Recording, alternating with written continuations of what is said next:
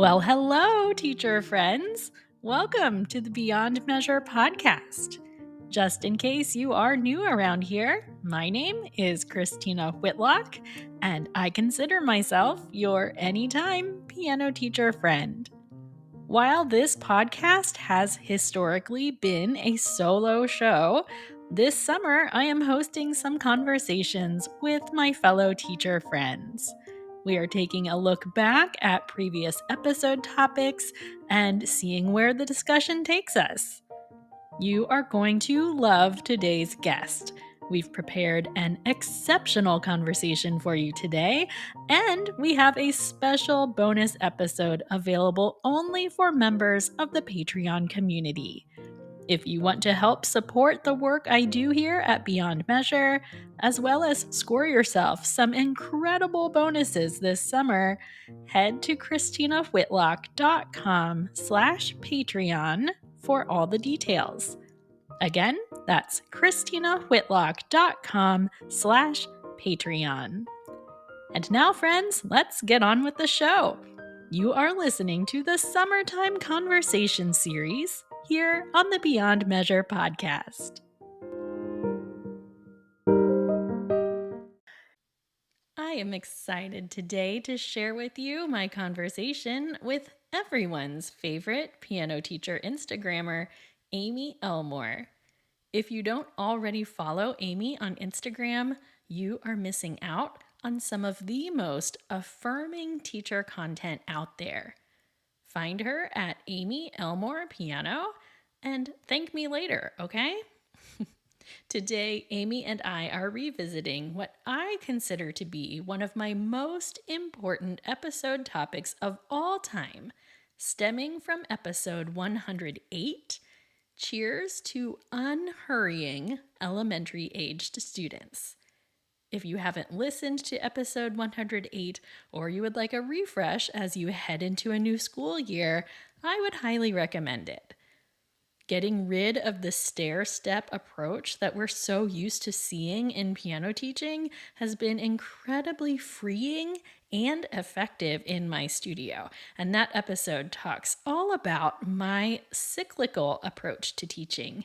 And I just happen to be really proud of it. So go catch episode 108. But for now, please enjoy my conversation about all things elementary students and their parents with the terrific Amy Elmore. Amy Elmore, I am so happy to have you on the podcast, primarily because you and I have been so busy lately that we have not been able to find time to really connect and talk. So I figured I'd better schedule you for a podcast episode. So if nothing else, you and I could actually have a conversation. So welcome. Thanks for being here. Thank you so much for having me. Yes, I think that's a great idea. We can have a conversation and you can check some stuff off your productivity list by working in the podcast part of it. I think that sounds great. You and I love us some productivity. So I really wanted to revisit episode 108 with you because you are someone who has carved out quite a niche for herself when it comes to teaching children.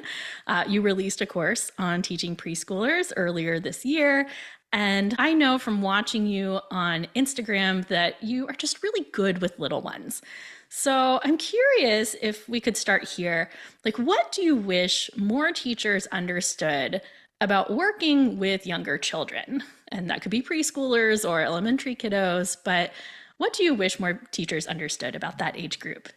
Well, thanks, first of all, for saying those things about my process with the younger kids. It is a great age group, and there's so many valuable things and benefits, but it's hard age group too, because you're not only teaching piano, you're teaching them how to listen, how to sit on the bench without like flipping backwards, or, if you step away that they shouldn't necessarily just go hide from you in the corner of the room. It's things like that. So it definitely takes a little bit more than teaching older students in a different way, but I would say for me, what I wish teachers would know is not as much about the kids themselves or the students, but more about themselves as teachers. So for me, what I had to learn when I was teaching younger kids, and especially now more that I'm doing more with preschoolers, is that I just need to relax. Just need to chill out a little bit. And my expectations were so high for them, but also for myself.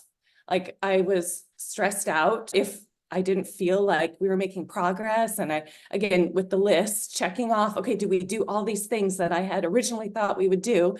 And then they can sense that they were kind of getting stressed out too. So I would say for teachers who are working with younger kids, just to give yourself a little bit of peace, relaxation, that it's okay to play. It's okay if they don't get everything during that first time with you or the 21st time with you, that it will come eventually. To take your time, slow down, you're building trust, and that's all part of the process. Amy, that is so good. I am forever telling teachers that your students don't know all the things you had planned.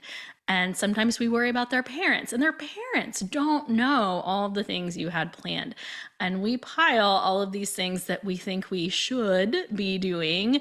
And if we find ourselves introducing something in a way that doesn't really work, like we tend to get really like inwardly focused about that. And we think, oh, this lesson is going terribly. The student's having an awful time. And they don't know any of that. None of that is on their radar at all. I loved that you just said, like, take ourselves less seriously and just take a breath and play with these kids, because that's really what's going to hook them. So I keep thinking like everything you were saying, I was like, this is a lot of what I end up talking about with some of my high school pedagogy students, because that's something that they really struggle with, is that they are very self-conscious. And any new teacher, I think, for sure. So you own a multi-teacher studio, and you have this great track record for helping younger teachers get started in their careers. So along with what you just said, because I'm sure you tell them the same thing, I'm curious what kinds of advice that you give those younger teachers to help them build that student rapport. So the advice for teachers to build rapport, I guess I've been pretty grateful, lucky, blessed, whatever you want to call it, by our teachers that we have currently. Two of them are former students of mine, and let's see, three of them are new, but they've been referred by other people. So we haven't really gotten into much of that, because in my process of hiring and interviewing, I want to make sure that they already have a heart for kids, and it's not like this brand new entity that they're going to be teaching young ones. So sometimes I think it's a little bit innate if you're leaning towards that age group. But I would also say that the teaching part is generally okay, but when they come across a behavior where a student is really quiet, or the ones who say, this is boring, or something like that, right? Their first response is they tend to take it personally, as I think we, would do. And then my first response is to them, let's look deeper. What's going on behind what you see on the surface? And then we try to troubleshoot it together. But I would say the bigger challenge for younger teachers is not necessarily building rapport with the students, but more building rapport with their parents. So we tend to spend a little more time on that, but it's all kind of the same thing. It's building trust, helping them to know that you're there 100% for them. And it all kind of flows eventually. And again, back to like, don't be too hard on yourselves. Don't be too hard on them. Give the parents some grace as well. Don't read into text messages, tones, or whatever, that kind of stuff. So I would say that's kind of a lot of the training that I help our teachers in our studio with. That is such a good point, because there is this constant source of kind of anxiety or nervousness around the parents.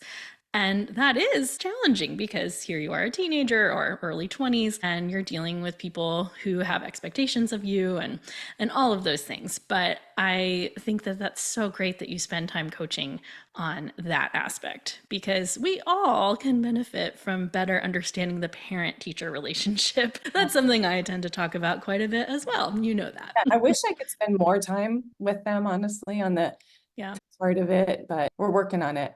Or sometimes it's just like passing in the hallway or whatever. And here's a couple quick things, try these. Okay, I'll try that. And then, we text later, oh, it worked or it didn't work. Give me some more ideas, that kind of thing. But so I wouldn't say it's super formal, but we do what we can.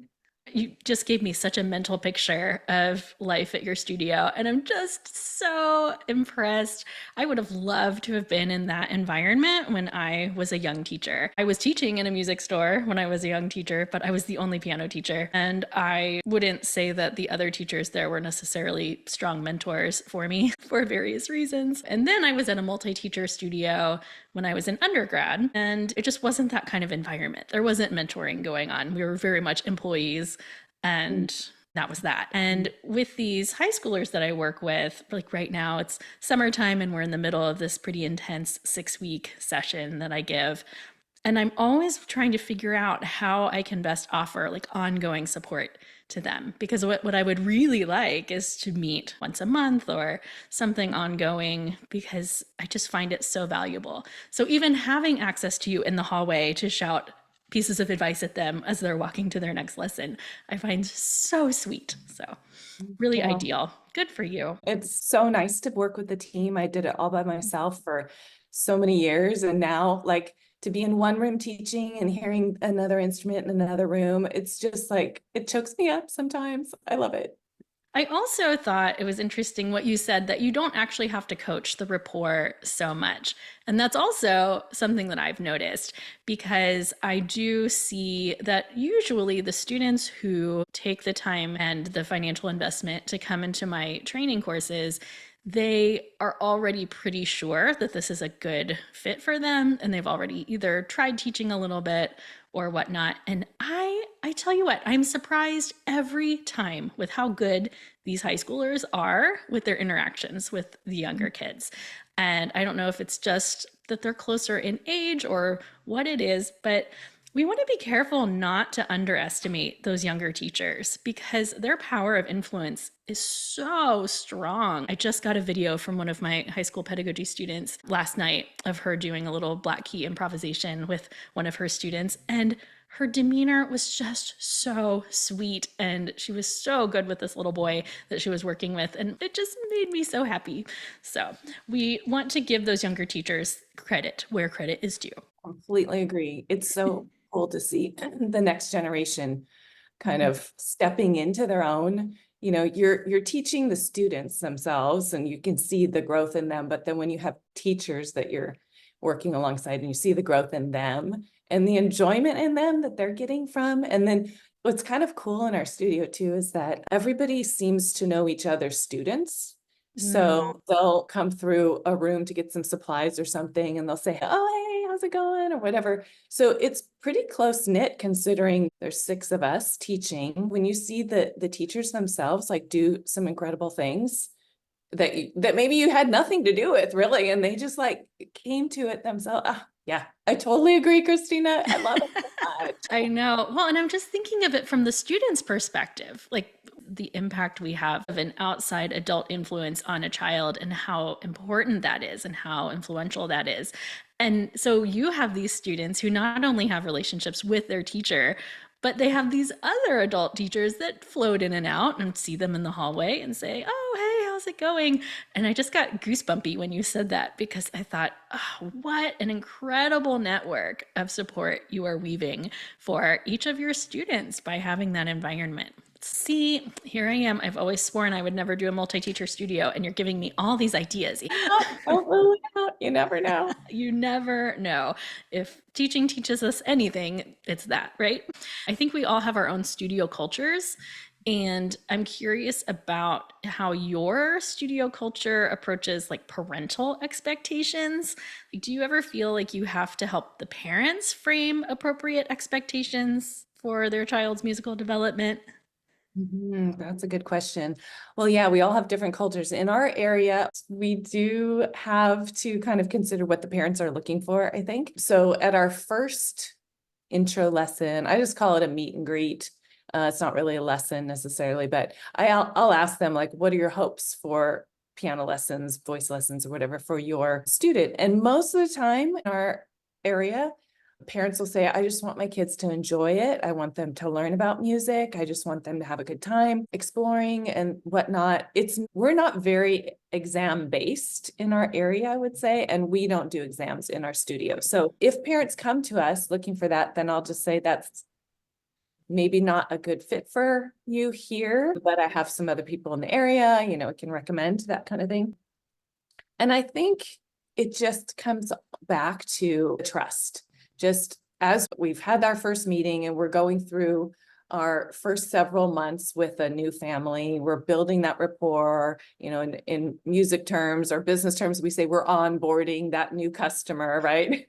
But really, we're just like getting to know them and they're getting to know us. And so they start to feel like, oh, these are real people. They care about me. So I'm going to trust what they tell me about questions I have that come up. So if parents ask me questions like, when is my child going to play a real song, especially working with preschoolers, that comes in a bit, those kinds of questions, then I just have to remind them, not worry about it, trust the process, that they will definitely get there. They're not going to play with one finger for the rest of their piano journey. When I use the word in my experience, that helps. I hope I say it humbly, but it gives them the reminder that, oh yeah, okay, she's done this before. I can step back a little bit, but generally they're pretty open to following what we have kind of laid out. And so I just try to remind them, especially with the younger kids, that they're learning so much more besides just music and the instrument. They're learning how to listen. They're learning how to take turns. They're learning how to wait. They're learning their fine motor skills, gross motor skills. And I think sometimes they're kind of like a fish out of water, like they bump into stuff. I mean, they're just figuring out how to like navigate the world. So having them in music lessons is a great way to see that come alive as well. I think that does help a lot in helping them to kind of release some expectations that it's not going to happen overnight. And I think you and I have talked about this before, is that they kind of like just sort of swirl around in something. And then all of a sudden it's like everything clicks. The skies open up and it's like, oh, and they just like, yeah. And so I try to remind parents that will come. I've had parents say like, when are they going to play with feeling, emotion? And they're 6, well, we're working on it. Well, you'll see little bits. And then maybe, parent will say like, I don't know, a few years into it, oh my gosh, I was just doing dishes the other day and I heard my child playing and it like sounded like real music. Like it was so beautiful. And they may not always hear the little pieces of things throughout the years that's leading to that, but then it is like all of a sudden it just comes together. Absolutely agree. One of my favorite things in my journey with students long term is watching them go from just being really cute on stage to really being incredibly musical and proficient and virtuosic. And there's always, I feel like with each student there's like a recital where all of a sudden they go from the cute kid to to the pianist. And not that they weren't already, but I live for that. I just think, oh, this was their recital, and I just love that so much. I'm curious, Christina, do you ever cry at your recitals when you see Oh that? my gosh, like every time. I cry most recitals for a myriad of reasons. It's always good cries. Oh, good. I'm so glad to know I'm not the only one. Sometimes I'll like have the welcome speech and I'm already choked up because I just look out at all the parents there and like I know what they're doing at home to get their kids to this place. And we all know, like every single student that gets up on that stage to play has had to overcome something or many somethings. No one's just up there without any struggle. So it's like every student that gets up there, I just think, oh, look at them go. And oh, I know they were nervous, but here they are. Or, ooh, that passage was kind of rocky a couple weeks ago, but listen to it now.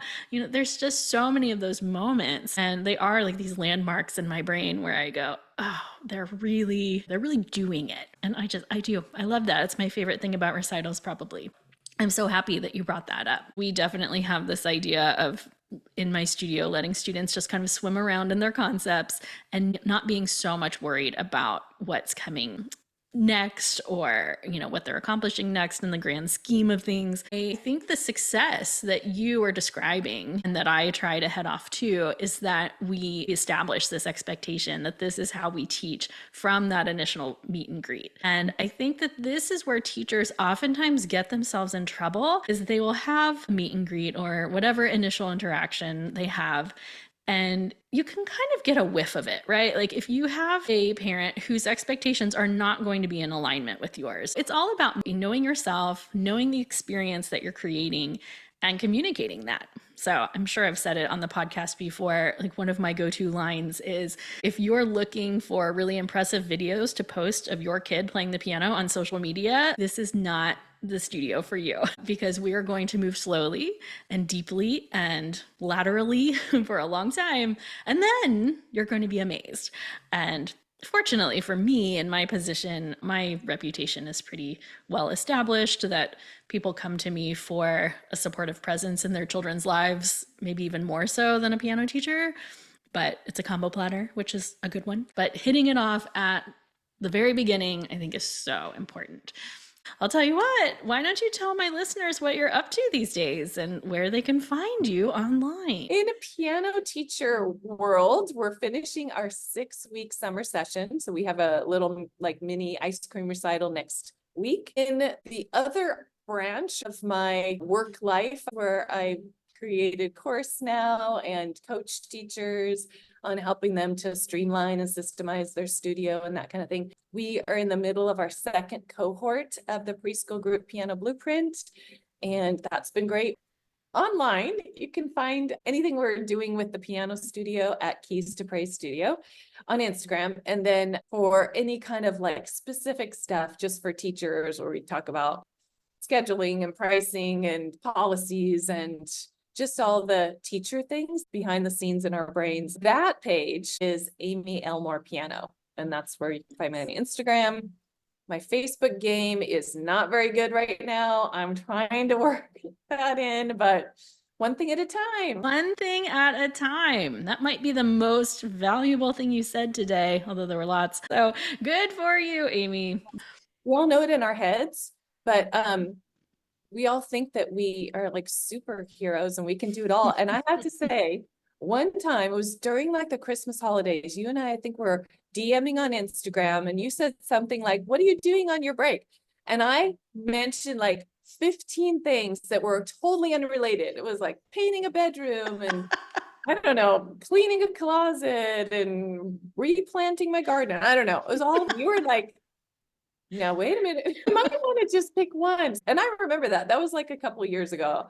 I still think about that sometimes. Oh, so I actually can dish out the good advice sometimes too, huh?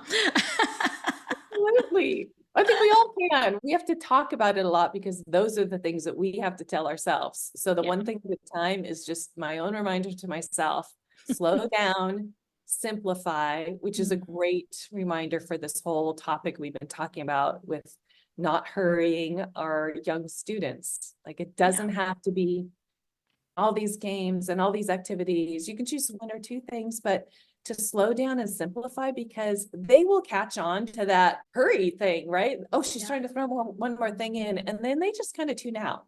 Yeah. So I find that the more I am on their level, literally, figuratively, like on the floor, face to face, eyes to eyes, that's where the magic happens. The beauty happens for both of us. That's where I will just like, this actually works, to slow down and to just simplify it. Yeah.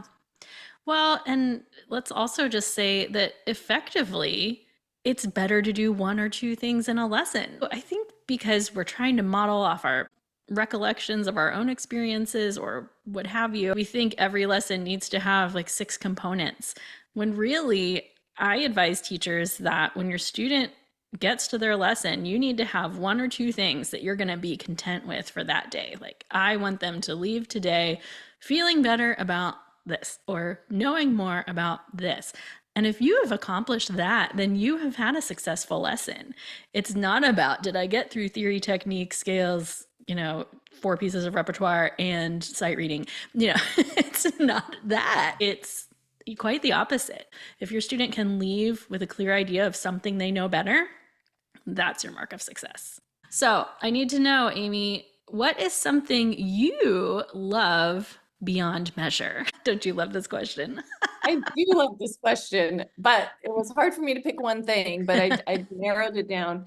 Okay, so on the days that I don't teach, I love beyond measure staying in my pajamas and my robe and working in my bed.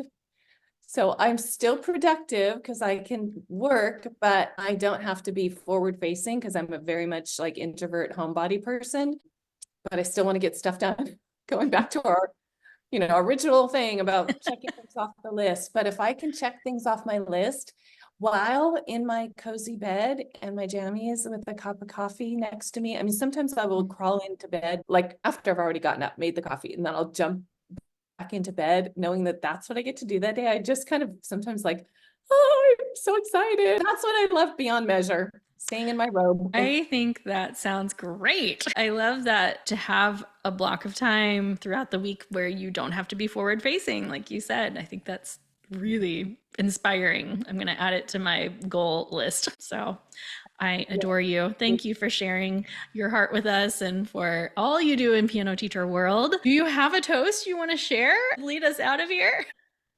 Here's the toast to lead us out. Cheers to the unhurried rhythms of learning music. May we embrace the beauty in each and every note and allow our students the space to flourish at their own pace. Hear, hear. Amy Elmore, you are the best. Thank you for sharing with us today. You and I will be over in the Patreon community talking about all kinds of good stuff. So I hope everyone goes and checks that out, because I'm just excited to deep dive a little more. Take care, everyone. Thanks for listening. Thank you so much, Christina, for everything you do in Piano Teacher World too. Thank you. Thanks, Amy.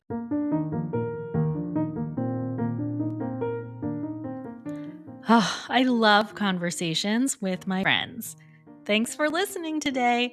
You can find links to the original episode mentioned today, as well as information on how to join the Patreon community to get access to this summer's bonus conversations, all in the show notes for today's episode. Don't be a stranger, my friends. Follow me on Facebook and Instagram at Beyond Measure Podcast. I would love to hear from you and find out what you've been up to this summer. Until we meet again, friends, onward and upward.